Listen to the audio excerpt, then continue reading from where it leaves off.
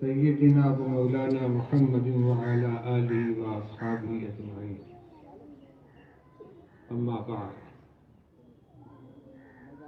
محترم علماء کرام،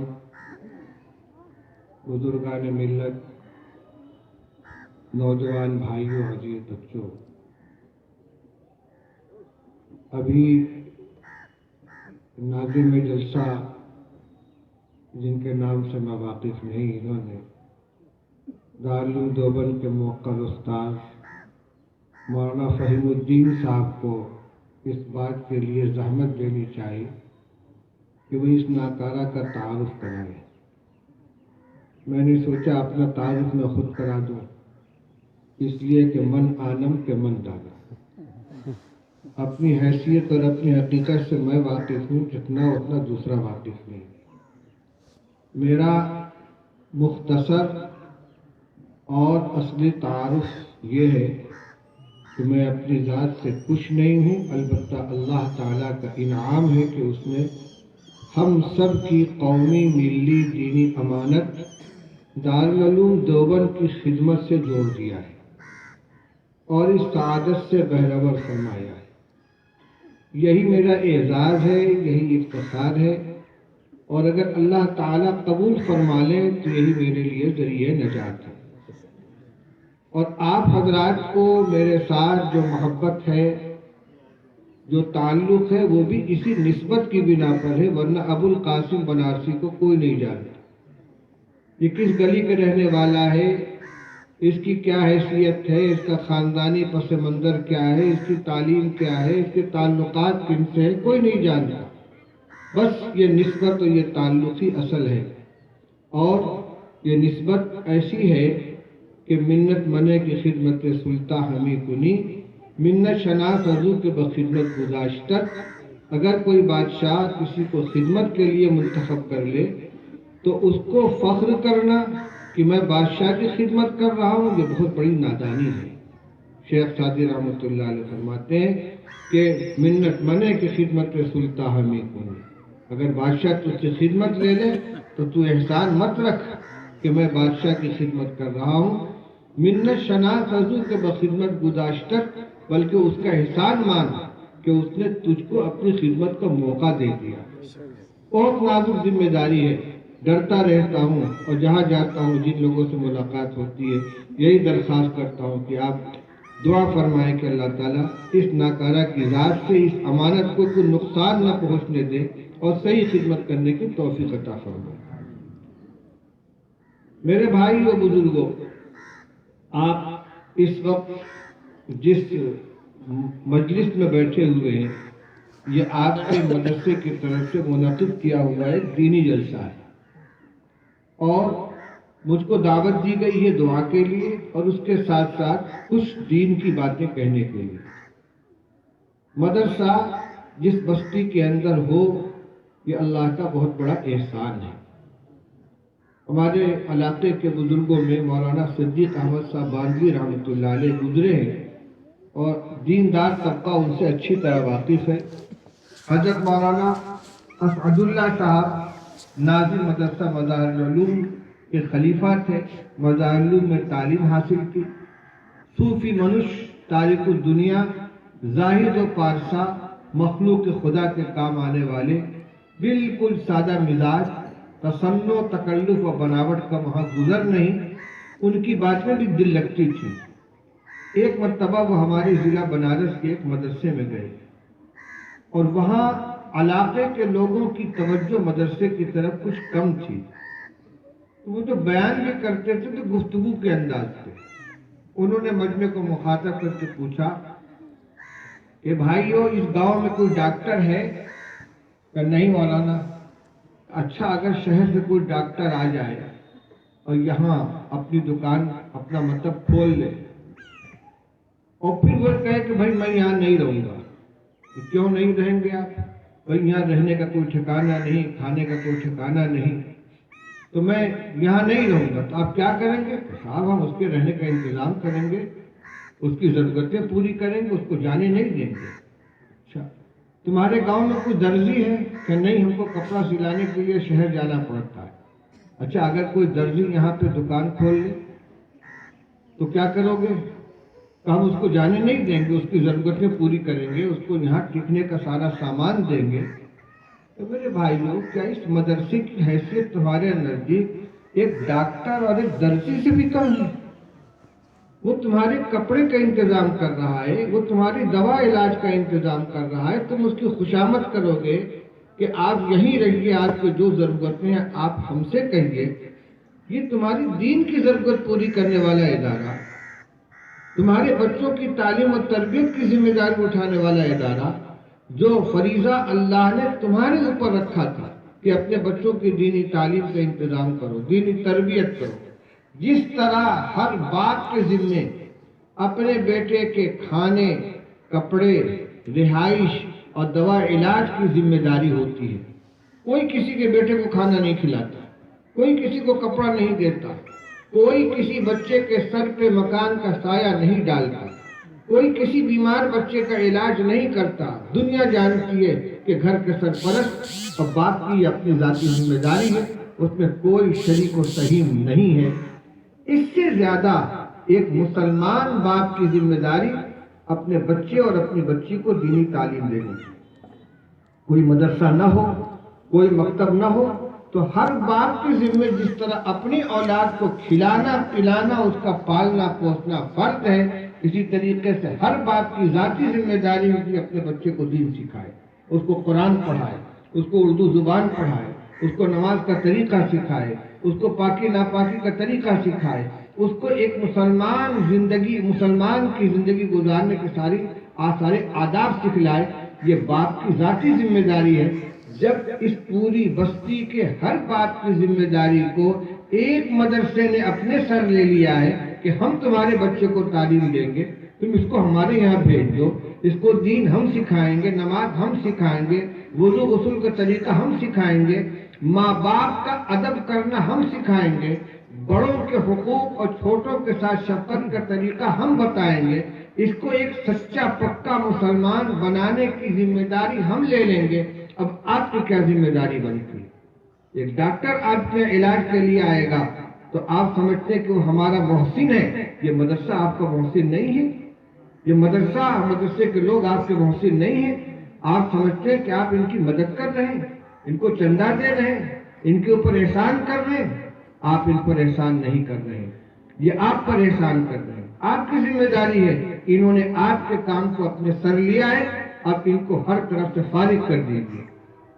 جس طرح ایک ڈاکٹر یہ کہتا ہے کہ میرا یہاں انتظام نہیں، میں جا رہا ہوں، اگر اللہ کا فیصلہ ہو گیا کہ یہاں کے لوگ مدرسے کی طرف متوجہ نہیں ہیں، یہ اس کی کفالت نہیں کر رہے ہیں، اساتذہ کی تنخواہیں بر وقت مہیا نہیں ہو رہی ہیں، اگر مطبخ ہے تو مطبخ کے بچوں کی غذا کا انتظام نہیں ہو رہا ہے، ہٹاؤ یہاں سے، اللہ کا دین کسی کا محتاج نہیں ہے۔ اگر وہاں سے فیصلہ ہو گیا اور مدرسے کو منتقل کر دیا کہ بتاؤ نقصان کس کا ہوگا؟ میرے بھائیو، یہ بہت بڑا انعام ہے اللہ تعالیٰ کا۔ اگر کسی بستی کے اندر کوئی مکتب قائم ہو جائے، کوئی مدرسہ قائم ہو جائے کہ ساری بستی کے ذمہ داروں کی ذمہ داری ایک ادارے نے لے لی ہے، اب ادارے کا کام یہ ہے کہ اس کے ساتھ جڑے، محبت سے اس کی طرف دیکھیں، اپنی خدمت کی پیشکش کریں۔ کیوں؟ اس لیے کہ وہاں سے ان کا بچہ دین سیکھ کر آئے گا، علم سیکھ کر آئے گا۔ وہی بچہ جو مکتب میں اور مدرسے میں تعلیم حاصل کرے گا، وہ یہ جانے گا کہ میرے ماں باپ کا میرے اوپر کیا حقوق ہے، چھوٹے بھائی کا میرے اوپر کیا حق ہے، بڑے بھائی کا میرے اوپر کیا حق ہے، پڑوسیوں کے ساتھ مجھے کیسا برتاؤ کرنا چاہیے۔ وہ زندگی میں بھی آپ کے کام آئے گا، مرنے کے بعد بھی کام آئے گا۔ وہی بیٹا آپ کے لیے صدقہ جاریہ بنے گا، آپ نے اس کو پڑھایا ہے، لکھایا ہے۔ رسول اللہ صلی اللہ علیہ وسلم نے ارشاد فرمایا، اذا مات ابن آدم انقطع عنہ عملہ الا عن ثلاث، صدقۃ جاریہ او علم ينتفع به او ولد صالح يدعو له۔ ارشاد فرمایا کہ جب ابن آدم کا انتقال ہو جاتا ہے، آدمی دنیا سے چلا جاتا ہے، تو اس کے اعمال کا سلسلہ ختم ہو جاتا ہے، سوائے تین چیزوں کے، کہ تین چیزوں کا سلسلہ برابر باقی رہتا ہے، مرنے کے بعد بھی نام اعمال میں اس کا اجر و ثواب لکھا جاتا ہے۔ تو تین چیزیں کیا کیا ہیں؟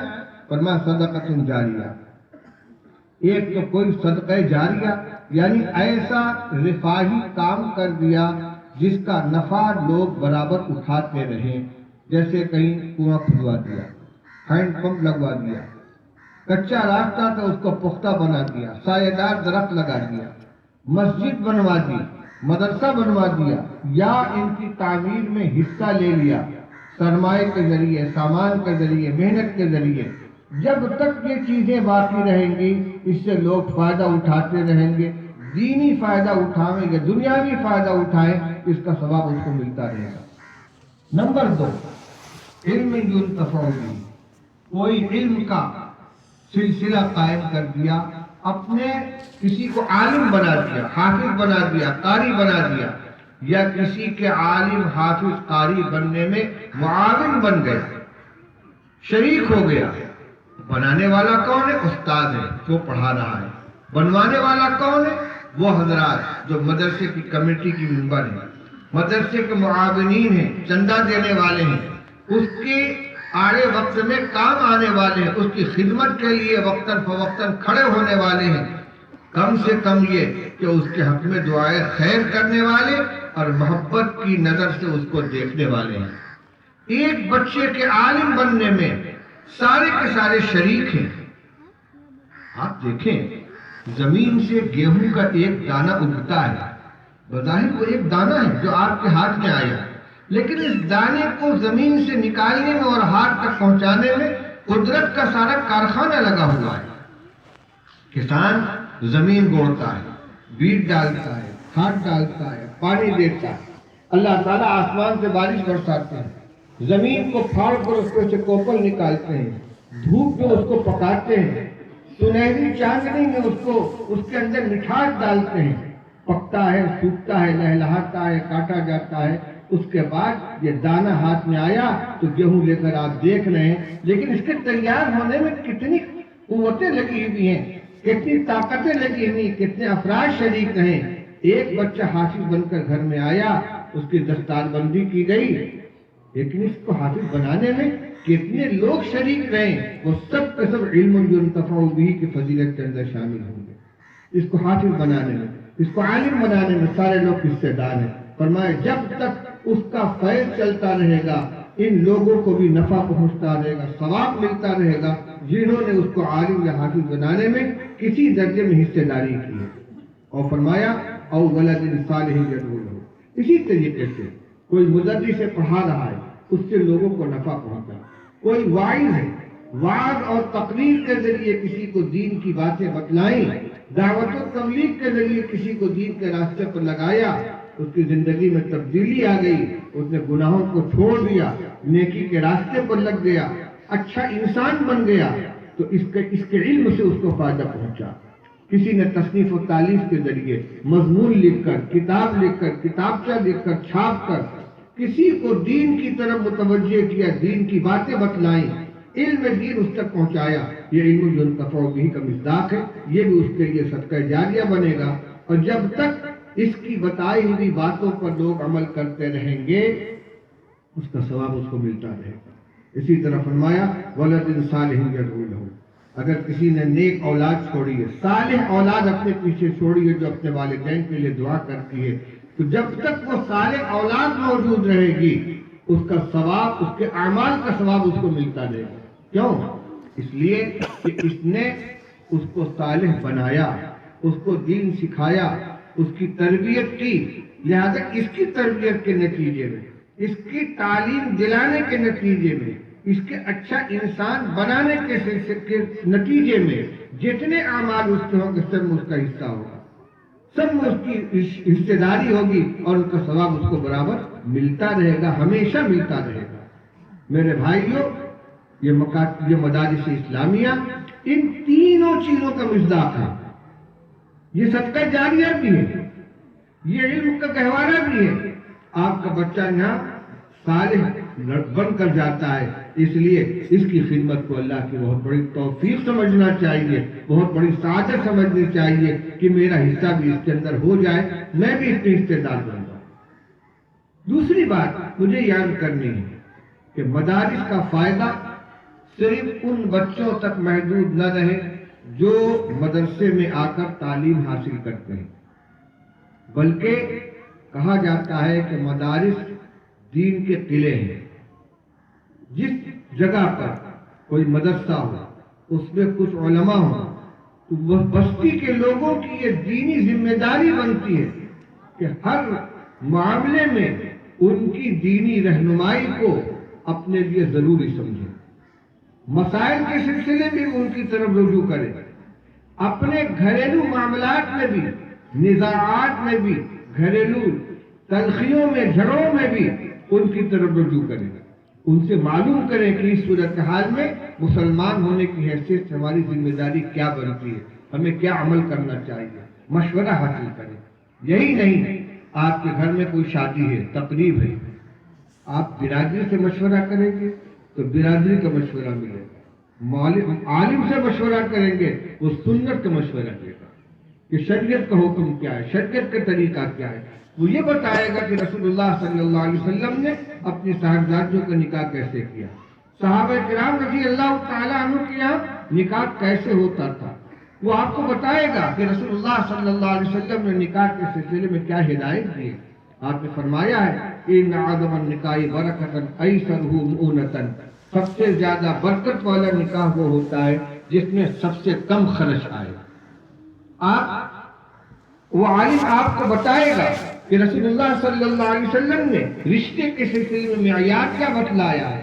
آپ نے فرمایا ہے کہ تنکح المرأۃ لأربعۃ لمالها ولجمالها ولحسبها ولدینها فاظفر بذات الدین، کہ کسی لڑکی سے کسی عورت سے نکاح 4 بنیادوں پہ کیا جاتا ہے۔ کبھی اس کے مالدار ہونے کی بنا پر، بڑے مالدار گھرانے کی لڑکی ہے، کبھی اس کی خوبصورتی کی بنا پر، کبھی اس کے خاندانی حسب و نسب کی بنا پر، بڑے اونچے خاندان کی ہے، وَلِدِينِهَا، اور کبھی اس کی دینداری کی بنا پر کہ شریف خاتون ہے، پڑھی لکھی ہے، دیندار ہے۔ آپ فرماتے فاظفر بذات الدین، تم رشتے کا انتخاب کرتے وقت دینداری کو سامنے رکھو، مال کو مت دیکھو، خاندان کو مت دیکھو، اور جمال و خوبصورتی کو مت دیکھو۔ یہ آپ کو کون بتائے گا؟ یہ عالم بتائے گا۔ عالم کب بتائے گا؟ جب آپ مدرسے سے اپنے آپ کو جوڑیں گے۔ تو مدرسے کو جو ایک پاور ہاؤس ہے، جو روشنی بکھیرنے والا ایک مرکز ہے، آپ اس روشنی کو اپنے گھر میں پہنچائیں۔ ایک تو یہ، دوسری بات یہ کہ آپ اپنے چھوٹے بچوں کو مدرسوں میں پڑھا رہے ہیں، لیکن بڑے لوگوں میں، بالغ لوگوں میں بھی بہت بڑی تعداد ایسی ہوتی ہے جن کے والدین نے بچپن میں ان کو ضروری دینی تعلیم نہیں دلائی، قرآن پڑھنا نہیں جانتے، نماز کا پورا صحیح طریقہ ان کو نہیں معلوم ہے، بس دیکھا دیکھی نماز انہوں نے شروع کر دی، چند چھوٹی چھوٹی صورتیں یاد کر لیں، نماز کی تمام دعائیں بھی یاد نہیں ہیں، کسی کو التحیات یاد نہیں ہے، کسی کو دعائے قنوت یاد نہیں ہے، اکثریت کو ہے جن کو نماز جنازہ کی دعائیں یاد نہیں ہیں۔ یہ نہ سوچیں کہ اب تو ہم بڑے ہو گئے، اب تو ہم بالغ ہو گئے، اب تو ہم بوڑھے ہو گئے، علم حاصل کرنے کی کوئی عمر نہیں ہوتی، بلکہ آپ دیکھیں کہ صحابہ کرام رضی اللہ تعالی عنہ اجمعین جو درسگاہ نبوت کے بلا واسطہ پہلے طالب علم ہیں، ان میں کی اکثریت وہ ہے جنہوں نے تعلیم حاصل کی بڑی عمر کے اندر۔ جب رسول اللہ صلی اللہ علیہ وسلم نے ایمان کی دعوت پیش کی ہے، لوگوں نے کلمہ پڑھا، مسلمان ہو گئے، جب مسلمان ہو گئے تب ان کو بتایا گیا کہ تمہارے اوپر نماز فرض ہے، نماز فرض ہے تو نماز پڑھنے کا طریقہ کیا ہے، اس کی دعائیں کیا ہیں، اس میں قرآن پڑھا جائے گا، رکوع سجدہ۔ آپ فرماتے ہیں صلو کما رأیتمونی اصلی، مجھ کو نماز پڑھتے ہوئے دیکھو اس طرح تم نماز پڑھو۔ آپ نے فرمایا خذوا عنی مناسککم، حج کے اندر یہ اعلان فرمایا کہ ارکان حج کو مجھ سے سیکھو۔ یہ مخاطب کون لوگ ہیں؟ ان میں بچے بہت کم ہیں، جوان اور اجڑ عمر کے اور بوڑھے لوگ زیادہ ہیں۔ انہوں نے بڑی عمر کے اندر رسول اللہ صلی اللہ علیہ وسلم سے دین کو سکھائے، قرآن سکھائے، حلال و حرام کا علم حاصل کیا، جائز ناجائز کو سکھائے، دعائیں جانی ہیں، زندگی گزارنے کا پورا طریقہ سکھائے، تو دین سیکھا ہے انہوں نے بڑی عمر کے اندر۔ آپ کا مدرسہ جو نائبین رسول کا گہوارہ ہے، علماء کو وارث نبی کہا جاتا ہے، وارث رسول کہا جاتا ہے، انما العلماء ورثۃ الانبیاء، تو جب نبی تھے صلی اللہ علیہ وسلم وہ براہ راست اپنے صحابہ کو دین سکھاتے تھے. جہاں نائبین رسول ہوں وہاں کے لوگوں کی یہ ذمہ داری ہے کہ ان نائبین رسول کی طرف رجوع ہو کر اپنے دین کو سیکھیں. ہر کام تو سیکھ کر حاصل کیا جاتا ہے. دین کیا اتنی معمولی چیز ہے کہ اس کے لیے سیکھنے کی ضرورت نہیں ہے؟ آپ مطمئن ہے کہ میں تو نماز پڑھنا جانتا ہوں، ذرا بیٹھ جائیے کسی نماز کے حلقے میں جہاں 4 آدمی بیٹھے ہوئے نماز کا دور کر رہے ہوں، پتہ چل جائے گا کہ کتنی نماز آپ کو آتی ہے. کسی سے پوچھ لیا جائے کہ فلاں غلطی کو سجدہ سہو واجب ہے کہ نہیں معلوم ہے. کون سی غلطی پر سجدہ سہو واجب ہوتا نہیں معلوم. غلطیاں تو ہر ایک سے ہوتی ہیں، اس کا جاننا ضروری نہیں ہے. جب آپ کی نماز میں غلطی ہوتی تو آپ نیت توڑ کر جائیں گے کسی مولانا سے پوچھنے کے لیے کہ میں سجدہ سہو کروں کہ نہ کروں؟ اتنا جاننا ضروری ہے. پاکی ناپاکی کے مسائل جاننا ضروری ہے. کتنے نوجوان ہیں ان سے پوچھا جائے کہ غسل میں کتنی چیزیں ضروری ہیں، غسل کے فرائض کیا ہیں؟ مجھے کیا مطلب اس کا؟ لیکن پانی ہے، نہا لیں گے غسل ہو جائے گا. کتنے نوجوان جانتے ہیں کہ غسل کے اندر کلی کرنا بھی فرض ہے، ناک کے پانی ڈالنا بھی فرض ہے. اگر جنابت کا ناپاکی سے غسل کر رہے ہیں اور پورے بدن پر خوب پانی بہا لیا لیکن ناک میں پانی نہیں ڈالا، کلی کر لی لیکن ناک کو صاف نہیں کیا، آدمی ناپاک کی ناپاک ہے. یہ کون بتائے گا؟ اور کس کے گھر میں جائیں گے مولانا خود بتانے کے لیے؟ کیا یہ ضروری نہیں ہے کہ ہم پاکی ناپاکی کے مسائل کو سیکھیں؟ اگر پہلے سے سیکھے ہوئے تو ٹھیک ہے، ورنہ علماء سے ربط قائم کریں. میں یہ بتانا چاہتا ہوں کہ کسی بستی میں کسی علاقے میں مدرسہ ہے تو ہماری کیا کیا ذمہ داریاں بنتی ہیں. نمبر 1، مدرسے کی تمام ضروریات کو پوری کرنے کا ہم ذمہ اپنے سر کے اوپر اٹھائیں. نمبر 2، کسی گھر میں کوئی بچہ ناخواندہ نہ رہ جائے. ہر بچہ جو تعلیم حاصل کرنے کی عمر کو پہنچے اس کو مدرسے پہنچایا جائے. اور اسی سلسلے کی ذمہ داری یہ ہے کہ بچے کو مدرسے بھیجنے کے لیے جتنی چیزوں کی ضرورت ہے، کتاب کی، کاپی کی، بستے کے سامان کی، ان سب کو مہیا کریں. استاد کو مکمل بستہ چاہیے، کتاب چاہیے، قرآن چاہیے. بستہ جب بستہ لے کے بچہ مدرسے پہنچے تو تمام چیزیں ہوں. وقت پر بچے کو مدرسے بھیجنا یہ گارجین کی ذمہ داری ہے. پڑھ کر آئے تو اس سے یہ پوچھنا کیا پڑھا. اگر کچھ گھر میں یاد کرنے کے لیے دیا گیا تو اس کو گھر پہ اس کے لیے تیار کرنا، اس کو بیٹھانا، اس کو پڑھانا، یہ ذمہ داری ہے. اور اس کے بعد اپنے سلسلے میں 2 باتیں میں نے بتلائی کہ اپنے معاملات میں علماء کرام سے رابطہ رکھیں، ان سے مسائل کو پوچھیں، ان سے اپنے گھریلو معاملات کا مشورہ لیں. تقریبات کے سلسلے میں نکاح ہے، عقیقہ ہے، گھر میں کوئی اور تقریب ہے، کسی کا انتقال ہو گیا ہے تو ہمیں کیا کرنا چاہیے؟ ان چیزوں میں زیادہ تر رسم و رواج چلتے ہیں. مسلمان آزاد نہیں ہے. اللہ جل شانہ نے ارشاد فرمایا یا ایھا الذین آمنوا ادخلوا فی السلم کافہ ولا تتبعوا خطوات الشیطان. اے ایمان والو، پورے اسلام میں داخل ہو جاؤ، پورے دین میں داخل ہو جاؤ اور شیطان کے نقش قدم کی پیروی مت کرو، وہ تمہارا کھلا ہوا دشمن ہے. پورے دین میں داخل ہونے کا مطلب یہی ہے کہ ہم یہ نہ سمجھے کہ نماز میں تو ہم مولوی صاحب کے بتائے ہوئے مسئلے کے پابند ہیں، اپنی مرضی کی نماز نہیں پڑھ سکتے، روزہ اپنی مرضی سے نہیں رکھ سکتے.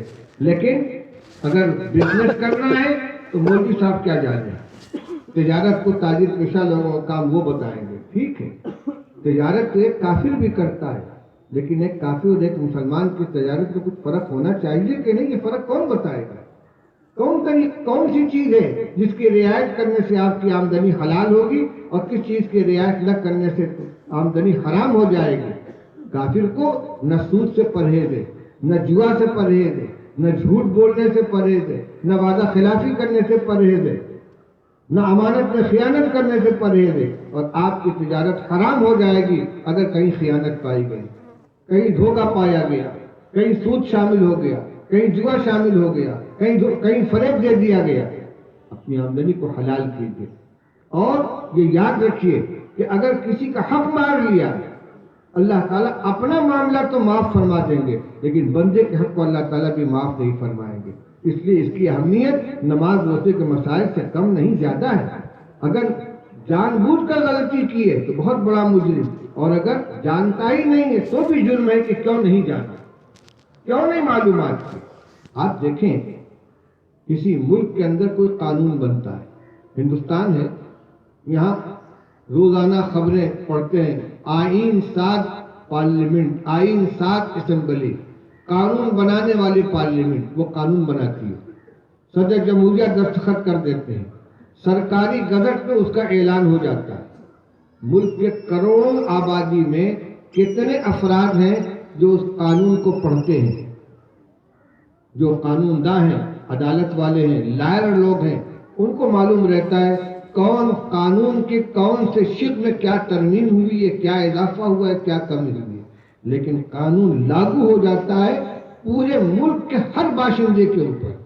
کسی دیہات اور جنگل میں رہنے والا بھی کوئی انسان کسی قانون کی خلاف ورزی کرے گا تو اسی طرح مجرم گردانا جائے گا جس طرح ایک واقف اور لائر ماہر قانون جس طرح خلاف ورزی کرنے پر مجرم گردانا جاتا ہے، جنگل اور دیہات کا رہنے والا بھی اگر خلاف ورزی کرتا ہے تو پکڑا جائے گا۔ وہ یہ نہیں کہہ سکتا کہ مجھے معلوم نہیں تھا، میں واقف نہیں تھا۔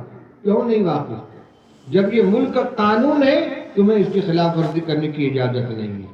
ہم مسلمان ہیں، ہمیں زندگی گزارنے کے لیے ایک پورا طریقہ زندگی دیا گیا ہے جس کو اسلام کہتے ہیں، دین کہتے ہیں۔ اس کے بارے میں اللہ تعالیٰ فرماتے ہیں کہ اسلام میں پورے داخل ہو جاؤ تو جو چیز نہیں جانتے اس کا جاننا ہمارے لیے ضروری ہے۔ ہم اگر مکان بنانا چاہیں گے تو وکیل صاحب سے پوچھیں گے، ڈاکٹر صاحب سے پوچھیں گے، کس کے پاس جائیں گے؟ بھائی جو انجینئر ہے، جو تعمیر کا ماہر ہے۔ تو اگر آپ کو کوئی تجارت کرنی ہے تو آپ مسلمان تاجر ہیں، آپ کو حلال و حرام کی معلومات حاصل کرنے کے لیے بزنس مین سے مشورہ نہیں کرنا ہوگا۔ وہ یہ تو بتا دے گا کہ کون سی مارکیٹ دیکھو، کون سے مال کی تجارت کرو، کون سی پارٹی سے ہاتھ ملاؤ جو نادہند نہ ہو۔ لیکن کیسی تجارت کرو گے کہ آمدنی جائز ہو، حرام نہ ہو، مشتبہ نہ ہو، اس کو بتانے کے لیے علماء کے پاس جانا۔ ادخلوا فی السلم کافہ، جون سا کام سامنے آئے، جو عمل سامنے آئے، سب سے پہلی ذمہ داری یہ ہوتی ہے کہ ہم یہ دیکھیں کہ مسلمان ہونے کی حیثیت سے ہمیں کیا طریقہ اختیار کرنا چاہیے تاکہ ہمارے لیے آخرت کا وبال ہمارے سر پہ نہ آ جائے۔ ادخلوا فی السلم کافہ، پورے دین میں داخل ہو جاؤ، تقسیم مت کرو۔ یہ مسلمانوں کا کام نہیں ہے، غیروں کے یہاں تو ہے۔ ہفتے میں ایک دن گرجا گھر میں چلا گیا ایک عیسائی، پورے ہفتے آزاد ہے۔ پادری صاحب کے سامنے جا کر کھڑا ہو جائے گا، وہ سر پہ ہاتھ رکھ کر کہہ دیں گے میں نے معاف کیا، آسمانی باپ معاف کرے۔ بس ایک ہفتے تک جتنی سیاہ کارنامے کیے سب ختم۔ ہمارے برادران وطن کے یہاں سال میں کچھ پوجا ہے، کچھ نہان ہے، بس اس کے علاوہ کیا ہے ان کے؟ کوئی طریقہ ہے زندگی گزارنے کا؟ کوئی دین ہے؟ یہ تو اللہ کا بہت بڑا احسان ہے کہ اس نے ہمیں لاوارث نہیں چھوڑا، پیدائش سے لے کر موت تک زندگی کے ہر مرحلے میں ہماری رہنمائی فرمائی ہے۔ جب ہم دعویٰ کرتے دوسروں کے سامنے فخریہ کہتے ہیں کہ اسلام دین کامل ہے، اسلام زندگی گزارنے کا پورا طریقہ بتاتا ہے، تو ہم اس پورے طریقے پر عمل کیوں نہیں کرتے؟ اس کو سیکھیں۔